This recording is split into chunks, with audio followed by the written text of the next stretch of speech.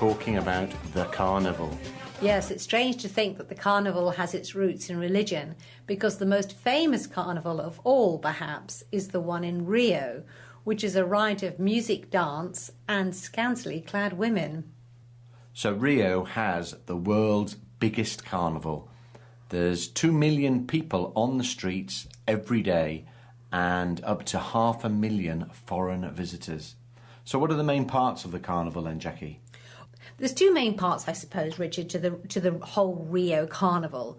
There's the official parade, which is called the Rio Samba Parade, and then there's the street bands and parties. So what's the Samba Parade then? Well, samba, of course, is the famous Brazilian music with its the dance, the dance and the music. Oh, yes, right, okay. Yes, and now it's the music of the carnival.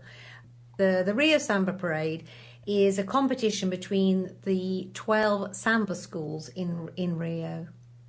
So it's a competition then, is it? Yes. So that all happens in the street then?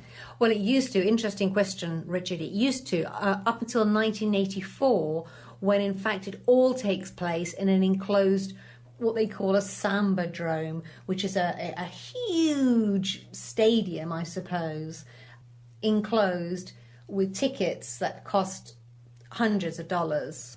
So it's not the free carnival then? That part isn't, no. But if you want to go and see carnival in the streets, then you go and see one of these street parties.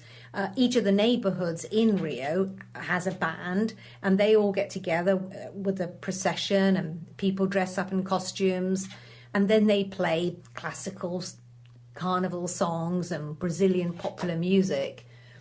It's just on a much smaller scale, but that's all free. And that's in the streets.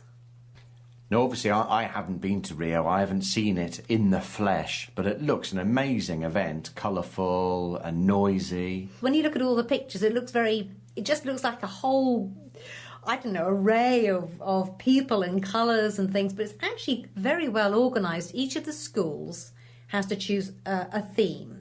Right. Which can be anything, an animal, a famous person, an expression, whatever. They choose a colour, and then they write specific samba songs that go with the theme that they've chosen. And do they have to wear very skimpy outfits? You can't be completely naked, Right. But as we've seen from the pictures, many are topless or almost naked. But the costumes themselves, they start making these 8 months before the actual event, and they are the most amazing, imaginative, colourful, elaborate works of art almost, but all of them are linked up to this chosen theme.